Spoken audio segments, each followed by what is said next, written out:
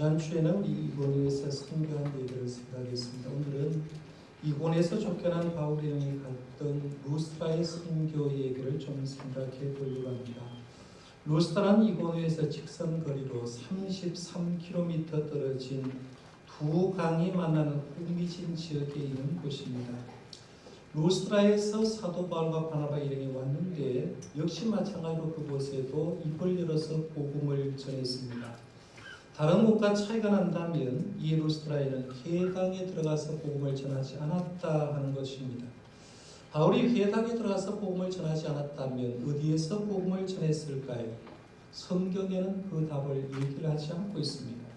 성경에 얘기를 하지 않고 있기 때문에 정확하게는 모르지만 아마 복음을 전할 때는 많은 사람이 모여있는 곳에서 복음을 전하는 것은 분명합니다. 그렇다면 도심의 어떤 광장이나 혹은 시장역에서 복음을 전하지 아니했을까라고 추정해 보게 됩니다. 바울이 복음을 전한 장소에는 특별한 한 사람이 있었습니다. 그 사람을 8절에는 이렇게 소개합니다. 루스트라에 발을 쓰지 못하는 한 사람이 앉아 있는데 나면서 걷지 못하게 되어 걸어본 적이 없는 자라라고 얘기합니다. 한마디로 안전병이라고 얘기를 하면 될 텐데 사도행전의 저자 누가는 좀 풀어서 이렇게 설명합니다. 이 사람은 발을 쓰지 못하는 사람이다 라고 얘기하고 나면서부터 걷지 못하게 된 사람이다 라고 얘기합니다. 그러니까 당연히 세 번째는 한 번도 지금까지 살아오면서 걸어본 적이 없는 사람이고, 여기서 더 하나를 추가한다고 하면 걷는 것에서 아예 기대를 하지 않고 있는 사람이다 라고 볼 수가 있습니다. 기막힌 사람이죠.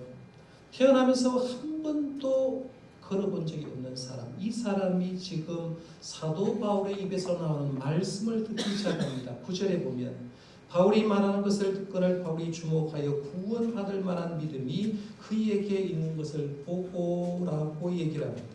그래서 앞부분 말씀부터 조금 더 구체적으로 생각해 보면 바울이 말하는 것을 듣거늘 이렇게 말합니다. 바울이 하는 말은 뭐겠습니까? 일반 세상적인 얘기가 아니라 복음 얘기겠죠. 설교 얘기입니다. 말하면 지난번에도 말씀드렸습니다만 사도 바울은 언제 어디서나 무엇을 얘기하든지 전할 수 있는 메시지를 가지고 있었다고 말씀드렸죠. 그 전하는 메시지는 예수 그리스도였습니다. 예수님은 하나님입니다. 예수님은 하나님의 아들이십니다. 예수님이 인간의 몸을 입고 이 땅에 오셨습니다. 예수를 만난 모든 사람들은 문제에서 해결함을 받았습니다. 병든 자는 치유되었고 정신질환 자는 온전해졌고 상처받은 사람은 상처에서 회복되었습니다. 그 예수님께서 우리의 죄를 대속해서 십자가에 돌아가셨고 그리고 무덤에 묻힌 지 3일 만에 부활하심으로 부활의 첫 열매가 되셨습니다. 그러므로 누구든지 지금이라도 예수 믿으면 죄 사함을 받을 수가 있고 예수 믿으면 문제에서 해결함 받을 수가 있고 예수 믿으면 영원한 생명을 얻을 수 있습니다. 여러분 예수님을 믿어야 됩니다라는 그런 메시지였을 겁니다. 이 전한 메시지를 얘기를 하는데 오늘 말씀에 보면 바울이 말하는 그 예수를 오늘 말씀에 보면 안전뱅이가 들었다라고 합니다. 듣거늘 이렇게 얘기합니다. 그래서 듣거늘 듣는다는 말은 일반적인 개념으로 누가 누구의 말을 듣는다라는 말, 알아듣는다는 말의 그런 의미보다는 좀 더 깊은 의미가 있습니다. 원문으로 듣거늘이라는 말은 아쿠오라는 단어를 썼는데 이 아쿠오라는 단어는 관심을 가지고 듣고 마음을 다해서 듣고 열심히 듣고 지속적으로 듣는다라는 그런 뜻을 내포하고 있습니다. 제가 지금 여러분에게 설교를 하고 있습니다. 여러분은 듣고 있습니다. 그렇죠? 듣고 있는데 제가 설교를 하고 있고 여러분 듣고 있습니다만 사실은 듣는 개종들은 차이가 많이 납니다. 대부분의 성도님들은 설교를 경청해서 잘 듣고 있습니다. 좀 전에 말씀드린 대로 헬라 아코라는 말 뜻처럼 관심을 갖고 듣고 마음을 다해서 듣고 열심히 듣고 지속적으로 말씀을 듣는 성도들이 굉장히 많아요. 제가 우리 교회 임직식을 할 때마다 새로운 임직자들에게 노트 성경을 줍니다. 그러니까 한쪽 여백에 꼭 메모를 할 수 있는 것을 주는데 아마 여백 성경을 듣는 분들은 설교를 들으면서 메모를 해가면서 이 말씀의 뜻이 뭔가 집중해서 듣는 사람들이 대부분입니다. 그런데 반대로 일부 사람들 가운데는 듣는 채 하면서도 딴 생각을 하거나 딴 일을 하는 분들이 있습니다. 눈으로는 저를 보는 사람도 있고 어떤 분은 귀로는 들으면서 저를 안 보는 사람도 있습니다. 설교를 듣는 채 하면서 눈을 밑으로 내리깔면서 주보를 보는 사람도 있고 어떤 분들은 휴대폰을 검색하면서 이렇게 검색하는 분도 있습니다. 어떤 분은 오늘 본문 말씀이 사도행전 14장 말씀인데 구약의 말씀을 펴놓고 이 시간에 와가지고 성경 읽는 사람도 가끔씩 보면 보인다는 얘기입니다. 어떤 사람은 설교를 듣는 체 하지만 옆에 있는 사람에게 관심을 가지는 사람이 더 많습니다. 옆에 사람에게 신경을 곤두세우는 분도 있고요. 어떤 사람은 설교를 듣는 체 하지만 머릿속에는 딴 생각하는 사람도 있습니다. 예비 맞추고 뭐 할까? 어디로 갈까? 회의할 때 진행 어떻게 할까라고 하면서 예배가 끝난 후에 일을 생각하는 사람도 있습니다. 재미난 건 여러분이 어떻게 듣든지 설교자의 눈에는 정확하게 보인다는 얘기입니다. 설교를 잘 듣는 사람도 보이고요. 설교를 안 듣고 대충 듣는 설교 성도도 듭니다. 딴짓하는 성도, 자기는 딴짓을 하고 안 몰라줄 것 같지만 목회자의 눈에는 잘 보인다는 얘기입니다. 그럼 여러분이 설교자라고 하면 누굴 보고 설교하겠습니까? 설교학에서는 그런 얘기를 합니다. 설교를 할 때 누구를 보고 설교하면 은혜가 될까? 교회들 가운데 저는 설교를 잘 듣지 않는 사람 보면 막 신경질이 나거든. 왜? 하나님의 말씀이 증거되는데 왜 딴짓하냐는 거예요. 하나님의 말씀이 들려지는데 말씀에 집중해서 은혜를 받아야 되는데 딴짓하면 별로 기분이 좋지 않은데 설교하기에서 딱 이렇게 얘기합니다. 설교할 때 설교 안 듣는 사람 보시고 말합니다. 설교할 때는 설교를 잘 듣고 마치 참새 어미가 먹이를 가지고 왔을 때 새끼가 입을 쫙 벌리고 있을 때 그에게 먹어주는 것처럼 말씀을 듣는 사람을 집중해서 보고 그 사람에게 말씀을 설교하라는 거죠. 왜냐하면 그래야 설교자도 은혜가 되고 설교를 듣는 사람은 더 은혜가 되기 때문에 그렇게 하라라고 얘기를 합니다. 그래야 피차 은혜가 된다는 거죠. 여러분이 설교 말씀을 들을 때 30분 어간입니다. 그럴 때 관심을 가지고 듣고요. 마음을 다해서 듣고 열심을 가지고 듣고 지속적으로 들을 수 있기를 바랍니다. 제대로 듣는 거예요. 오늘 본문 말씀에 보면 사도 바울은 자신의 설교를 듣는 한 군중 가운데 유독히 설교를 잘 집중해서 듣고 있는 이 안전뱅이에게 집중하고 있습니다. 집중하면서 설교를 하면서 그 안전뱅이를 보는데 마음에 이상 확신이 하나 드는 거예요. 저 사람 안전뱅이에서 일어나겠구나 하는 확신.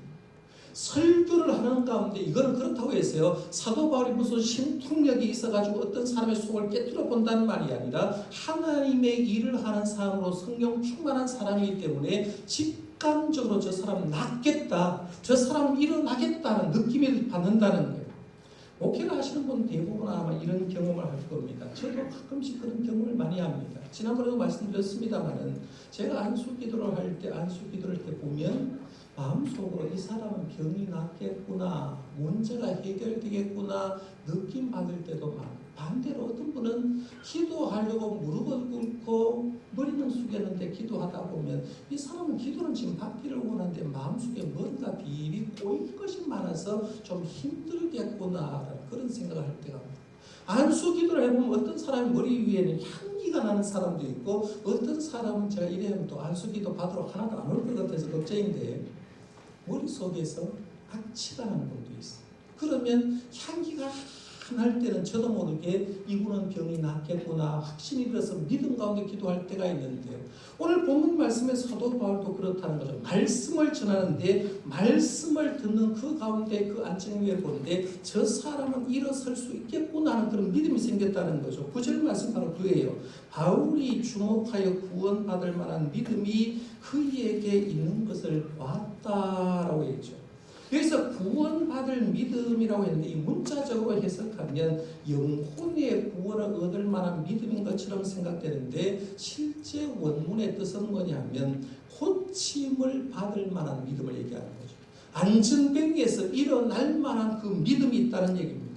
바울은 그것이 마음속에 확신이 됐습니다. 말씀을 듣는 가운데 저 사람이 분명히 안전병에 일어났다 확신이 드는 순간에 그 안전병을 향해 소리를 쳤죠. 10절 말씀에 보면 큰 소리로 이르되 내 발로 바로 일어서라 하니 그 사람이 일어나는지라 하고 있습니다. 놀라운 역사가 일어났죠. 안전병이 평생 한 번 서본 적이 없는, 평생 한 번 일어서 본 적이 없고 걸어본 그 사람이 사도 바울이 네 발로 일어서라고 명령했을 때 그 말을 들은 안전뱅이가 그 자리에서 일어났다라고 얘기합니다. 사도행전에 보면 이와 비슷한 사건이 또 나왔죠. 그렇죠? 사도행전 3장 말씀에 보면 오늘과 비슷한 사건이 나옵니다. 성령을 받은 베드로와 요한이 성전 미문에 하나님께 오후 3시에 기도하러 가는데 성전 미문에 나면서부터 안전뱅이 40세쯤 되는 사람이 훅을 하기 위해서 앉아 있다가 이 사도 바울 베드로와 요한이 외치는 예수님의 이름으로 일어나라 했을 때 그 사람이 일어나는 기적을 우리는 사도행전 3장에서 이미 생각했습니다. 사도행전 3장에 나오는 안전뱅이 일어난 사건하고 오늘 사도행전 14장에 일어난 안전뱅이 사건을 조금 비교를 해보면 재미가 있습니다. 사도행전 3장에는 사역자가 누구냐 하면 베드로와 요한이었죠. 그렇죠? 베드로와 요한입니다. 사도행전 14장의 사역자는 사도 바울입니다. 사역자는 달라요. 그렇죠? 그 다음에는 사도행전 3장에 나오는 안전뱅이는 성전 미문에 앉아서 동전 얻으려고 쿡을 하다가 고침을 받았습니다. 사도행전 14장에 보면 안전뱅이가 지금 말씀을 듣는 가운데 고침을 받았어요. 차이가 나죠. 훅을 하다가 고침받은 사람, 여기는 말씀 듣다가 고침을 받았습니다. 그 다음에 사도행전 3장에 보면 이 사람이 일어나는데 어떻게 일어나냐면 베드로의 말씀 선포와 동시에 베드로가 그 사람의 오른손을 잡아 일으켰더니만 일어났다라고 얘기합니다. 사도행전 14장에는 말씀으로만 일어나라고 하니까 그 자리에서 일어났다라고 얘기합니다. 차이가 약간 납니다. 그렇죠? 차이가 나는데 중요한 건 두 사건 다 일어나는데 누구의 이름으로 일어나냐면 예수님의 이름으로 일어납니다. 예수님의 복음으로 일어나더라는 얘기입니다. 오늘 제가 설교 제목을 그 능력의 비밀이라고 한번 정해봤어요. 그 능력의 비밀. 사도행전 3장의 안전뱅이 고침받은 사건의 그 능력의 비밀은 어디에서 나왔을까? 오늘 사도행전 14장 말씀 안전뱅이가 고침받은 사건에는 그 능력의 비밀이 누구에게서 나왔을까라고 생각해 볼 수가 있는데요. 추적해 올라가면 사도행전 3장에는 베드로와 요한의 선포의 그 능력의 비밀이 있고 오늘 본문에는 사도 바울의 설교의 능력의 비밀인데 조금 더 들어가면 베드로와 요한의 선포의 핵심인 나사렛 예수 그리스도의 이름의 능력이 있었고요. 오늘 본문 말씀에도 선포의 핵심인 복음 즉 예수님에게 그 능력의 비밀이 있었다 하는 걸 보게 됩니다. 그래서 우리가 분명히 될 사실은 예수님 안에 복음 안에서 문제의 모든 해답이 있는 줄 여러분 믿으시기를 바랍니다. 죄 사함의 문제의 해답 어디에 있습니까? 예수님에게 있죠. 천국에 대한 문제의 해답도 어디에 있습니까? 예수님에게 있는 거예요. 가정 문제에 대한 해답도 어디에 있습니까? 예수님에게 있죠. 육신적인 질병의 문제에 대한 해답도 예수님에게 있고 내 생명에 관한 문제의 해답도 예수님에게 있죠. 예수님만 바로 남만하면 예수님 안에서 그 힘들었던 모든 문제가 해결되는 줄 믿으시길 바랍니다. 저는 우리 교회가 예수님으로 인해서 문제가 해결되는 교회가 되기를 바랍니다. 설교를 들으면서 복음을 들으면서 주님을 만나는 역사가 일어나기를 바랍니다. 설교를 들으면서요 예수님과의 만남을 통해서 육신적인 병이 치유되기를 원합니다. 여러분이 예수님을 믿고 말씀을 들으므로 여러분의 가진 문제가 예배로 통해서 말씀을 들으면서 해결함 받을 수 있기를 바랍니다. 그렇기 때문에 말씀에 귀를 기울이는 거죠. 말씀 속에서 주님을 제대로 만나면 역사가 일어나니까 말씀에 제대로 귀를 기울이시고요. 아멘 하면서 말씀 받아주기를 바랍니다. 자, 본문 다시 한번 더 가보겠습니다. 사도 바울이 많은 사람이 모인 가운데 설교를 하다가 안전뱅이가 구원받을 믿음이 있는 줄 알고 그 사람에게 선포를 했습니다. 그 사람 그 자리에서 일어섰습니다.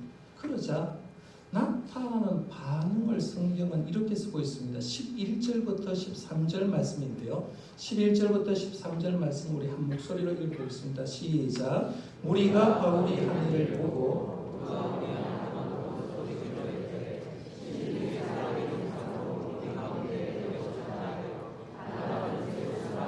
바울은 그 중에 말하는 자이므로 헤르메스가 하더라. 시위의 제우스 신당의 제사장이 수와 관들을 가지고 대문 앞에 와서 우리와 함께 제사하고자 하니. 아멘.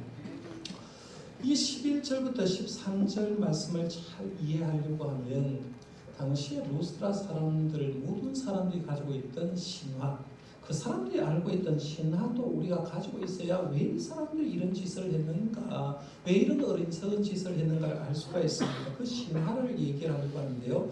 지금까지 여러분 설교 졸다가 떨어가지고 이게 목사님이 그런 얘기 하더라 하지 말고 신화 얘기니까 신화로 한번 받아보시길 바랍니다.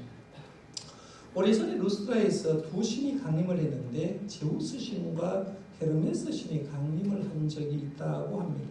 제우스 신은 신들의 우두머리 신으로서 올림푸스산 정상에서 세상을 다스리고 신들을 다스리는 신 중에 주신이 바로 제우스 신입니다.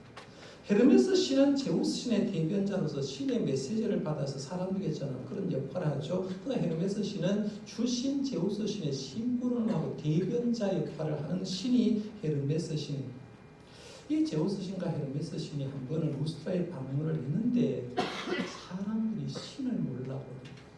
신을 몰라보니까 신 대접을 해주지 못하는 겁니다.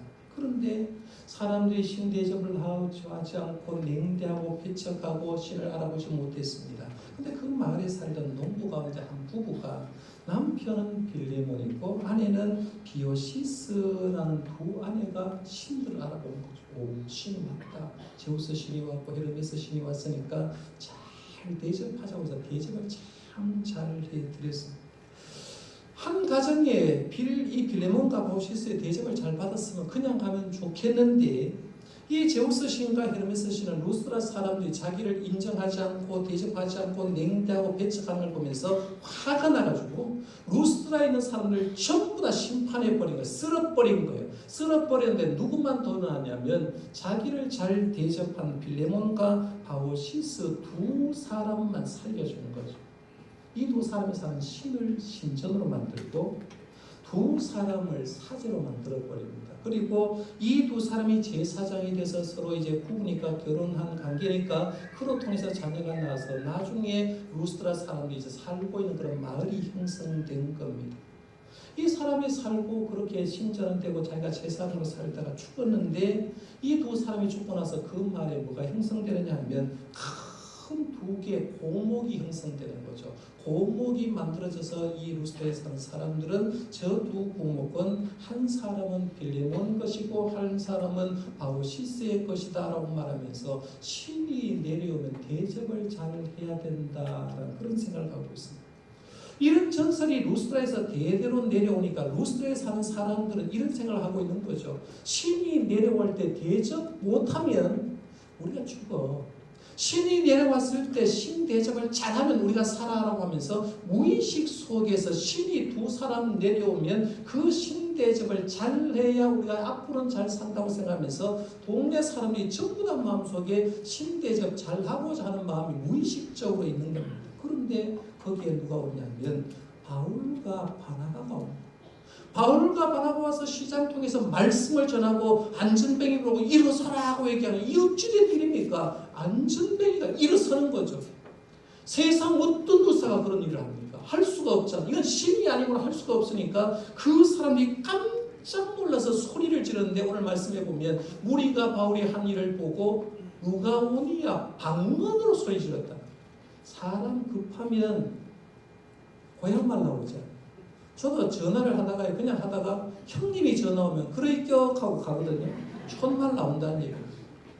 급하면 고향말 나오듯이 이 루스트라에 있는 사람들이 평소에는 헬라말 쓰다가 놀라운 장면을 보니까 자기도 모르는 사이에 루가노에 방언이 나오는데 방언이 터지면서 하는 말이 뭐냐면 신들이 내려왔다 이렇게 소리 지르는 거예요. 왜? 이건 신이하고는 할 수가 없는 일이니까 신들이 내려왔다라고 얘기하니까 이 제우스 신당의 제사장들이 소와 화환을 가지고 와서 신들이 내려오니까 대접 잘하려고 그들에게 제사를 하게 되었다 하는 거죠.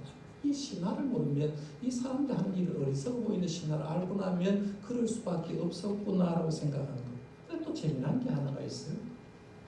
오늘 말씀해 보면 12절에 바나바는 제우스라 하고 바울은 그 중에 말하는 자이므로 헤르메스라 하더라라고 했어요. 여러분 지금 사도권이 언제 바뀌었습니까? 바보에서 바뀌었다고 했죠. 바보에서 리더십을 누가 가지고 있느냐 하면 사도 바울이 가지고 있고 바나바는 이제 사도 바울을 돕는 사람이 되었는데 루스드라 사람들은 지금 뭐라고 하느냐 하면 바나바를 제우스라고 했어요. 제우스는 제가 주신이라고 했습니다.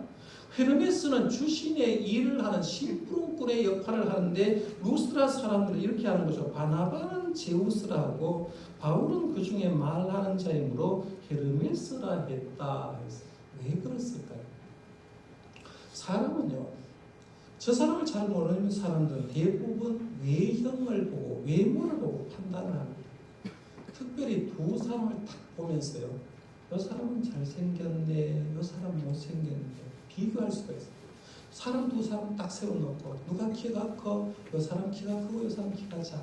누가 잘생겼어? 이 사람 잘생기고 이 사람 못생겨서 할 수 있죠. 근데 바나바와 사도 바울의 외모가 어떻게 생겼느냐 하면 일반적으로 학자들은 바나바의 외모는 굉장히 키가 크고 미남형이었다라고 합니다. 집안도 괜찮았으니까 어릴 때부터 잘 먹어서 그런지 모르지만 바나바는 굉장히 크고 미남형이었습니다. 근데 바울은 어떠냐 하면 지난 시간 생각한 이고니온에서 있었던 여러 사건들 중에 하나가 그 일을 쭉 기록했는 그 바울 행전의 외경이 있어요.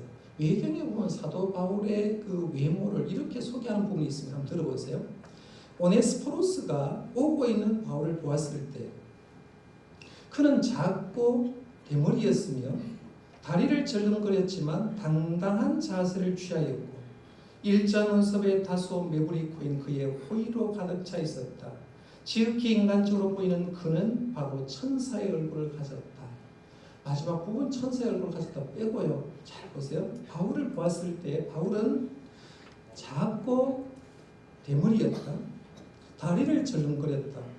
일자눈썹이었고 매부리 코였고 지극히 인간적으로 보였다. 무슨 말일까요? 한마디로 말하면 못생겼단 말이에요. 키 작고 못생겼다. 바나바는 키가 크고 잘생겼는데 사도 바울은 보니까 키도 적고 못생기니까 루스드라 사람들이 얘기를 하는 거죠. 주신이 누굴까라고 할 때 주신은 잘생겨야 될 것 아닙니까? 그러니까 오늘 말씀해 보면 바나바를 제우스라고 설교를 하고 있는 사도 바울을 말씀에 대언을 했던 헤르메스라고 얘기를 하면서 반대로 얘기하는 거죠. 그렇게 얘기하는 겁니다.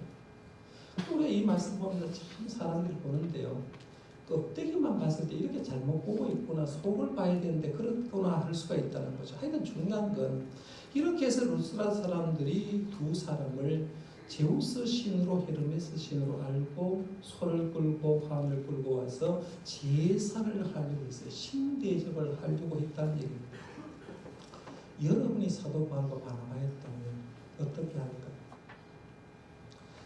우리가 앞으로 생각한 헤롯 알리파 1세 같은 사람은 사람들이 연설할 때 신의 소리요 사람이 아닙니다 라는 소리 듣고 너무 좋았다 결혼 충에 맞아 죽었는데 사람의 본성은요 높아지려는 겁니다. 사람들이 날 무시하면 기분 나쁘지만 나를 계속해서 높여주면 북한의 정권을 잡은 사람들 전부 다 신의 위치에 올라가 있지 않습니까? 자기 말이 법이니까 자기 뜻대로 되기를 원합니다. 우리 교회 안에도 그런 사람 많아요. 내 뜻대로 되어야 된다는 사람이 많은데 논리적으로 판단이 안 되는 사람 많다는 거죠. 그러면 우리가 같으면 어떻게 해야 될까 생각할 때 보통 사람의 욕구 속에는 신의 욕구에 올라갈 수가 있는데 사도 바울과 바나바는 그 순간 자기 위치를 잘 알고 이렇게 얘기합니다. 14절 15절 가볼까요? 14절 15절 같이 읽어봅니다. 시작. 두 사도 바나바와 바울이 듣고 옷을 찢고 무리 가운데 뛰어 들어가서 소리 질러 이르되 여러분이 어찌하여 이런 일을 하느냐. 우리도 여러분과 같은 성정을 가진 사람이라. 여러분에게 복음을 전하는 것은 이런 헛된 일을 버리고 천지와 바다와 그 가운데 만물을 지으시고 살아계신 하나님께로 돌아오게 함이라. 아멘. 18절도 보실래요? 18절도 보면 이렇게 말하여 겨우 무리를 말려 자기들에게 제사를 못하게 하니라. 자신을 향해 신이라고 생각하고 제사하려고 하니까 바울과 바나바는 뭐라고 하느냐. 먼저 옷을 찢었다. 그래서 옷을 찢었다. 이 옷을 찢는 행동은 신성 모독에 대한 강렬한 혐오감을 느낄 때 하는 행동이죠.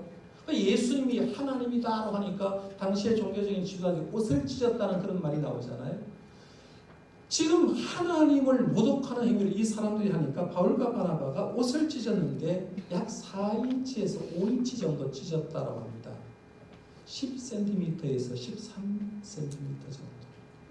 이렇게 한 뼘 정도를 찢으면서 왜 하나님께 모독하느냐 하면서 찢었다.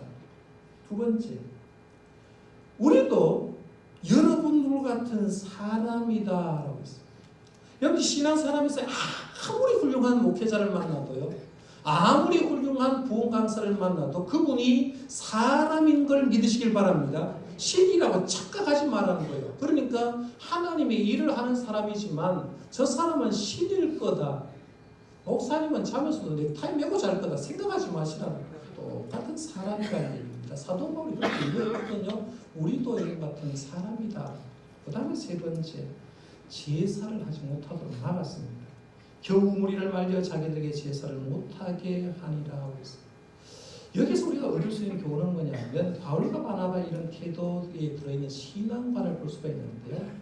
오늘날도 여러분 자칫 잘못하면 자기가 신대접 받으려고 할 때가 많습니다. 목회자 가운데도요.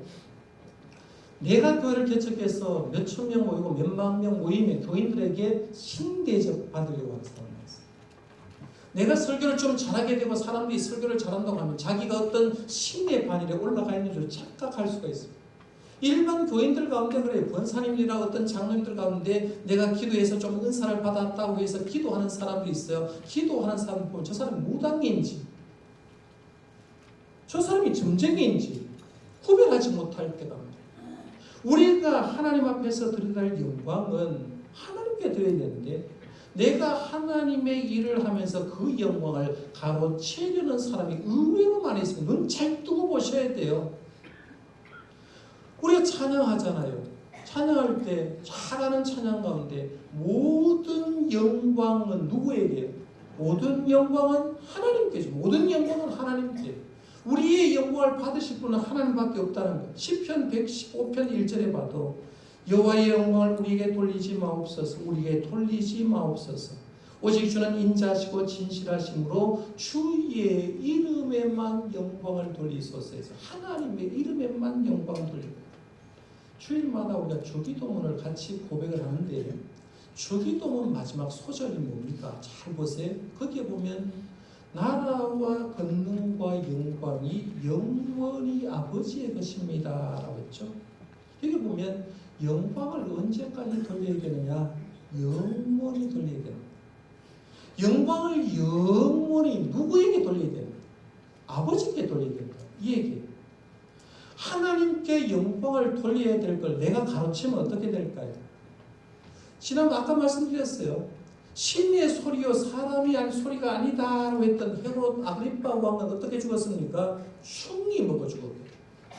그럼 이 세상을 살아가면서 세상 사람 눈으로 보면 부러워하지 마세요. 하나님의 영광을 가로채는 사람을 하나님은 제일 싫어합니다. 이게 우상 숭배잖아요. 결국은 우리는 하나님께 모든 걸 영광을 돌려야 돼요. 교회 생활하면서 교회가 아무리 부흥해도 사람에게 영광이 아니라 하나님께 영광 돌릴 수 있기를 바랍니다. 누가 은사를 받아서 병을 낫게 하더라도 그 사람이 영향받을 사람이 아니라 하나님께 영광 돌릴 수 있기를 바랍니다. 이게 우리가 해야 될 일이라는 얘기예요. 오늘 본문 말씀에 보면 사도 바울은 그런 상황 속에서도 또 설교를 합니다. 자기의 제사하는 사람에게 이렇게 말하죠. 15절 하반절에 보면 이런 헛된 일을 버리고 천지와 바다와 그 가운데 만물을 지으시고 살아계신 하나님께로 돌아오게 함이라 해서 회당에서 설교할 때는 구약을 인용해서 거기서부터 설교를 시작했고요. 여기에서 회당이 없는 곳에 설교할 때는 세상을 만드신 하나님부터 시작해서 너희들 예수 믿어야 된다고 이렇게 설교를 하면서 천지 창조하신 하나님을 영접하고 예수를 믿으라고 설교를 하고 있습니다. 오늘 몇 가지 생각하려고 하는데요. 이 본문 말씀을 통해서 설교를 통해서 이런 두 가지를 분명히 기억하셔야 됩니다. 그리고 실천해야 됩니다. 첫째는 복음과 예수님의 능력을 아는 겁니다. 나의 모든 문제의 해답은 예수님에게 있음을 믿으시길 바랍니다. 능력의 비밀. 내가 교회에 나온 이유, 내가 예수 믿는 이유는 전적으로 예수님 때문인 줄 믿으시길 바랍니다. 능력 주님 앞에 있기 때문에 주님께 매달립니다. 두 번째는 우리 모두에게는 신의 자리로 올라가고 싶은 욕구들이 다 있어요. 그때 어떠한 한이 있더라도 그렇게 하지 못하도록 막을 수 있기를 바랍니다. 내 삶의 목적, 우리 교회의 존재 목적은 오직 하나님께만 영광 돌리는 그런 삶을 살아가는 저와 여러분들 되시기를 바랍니다. 기도하겠습니다. 하나님 아버지 은혜를 감사합니다. 하나님께 주신 귀한 말씀 오늘도 생각했습니다. 귀한 말씀을 들으면서 오늘 우리들이 예수님을 영접하고 산다고 하지만 그 능력의 비밀이 과연 예수님이 오신 것을 제대로 알고 있는지 다시 반복해서 확인하고 내 삶의 어떤 순간에도 주님께 기도하고 주님의 이름에서 복음에서 모든 문제를 해결함 받을 수 있게 주님이 도와주옵소서. 신앙생활 하다 보면 신앙생활 오래 했다고 항존직이라고 자기가 신의 위치에 올라가려고 하는 사람들이 많습니다. 겸손하게 내오게 하시고 우리가 모든 사람 같은 똑같은 성정을 가져서 때로 실수도 할 수가 있고 잘못할 수도 있는데 주님께만 영광 드리고 겸손하게 모든 영광을 주님께 돌려드리는 우리가 되게 주님 도와주옵소서. 예수님 이름으로 기도드립니다.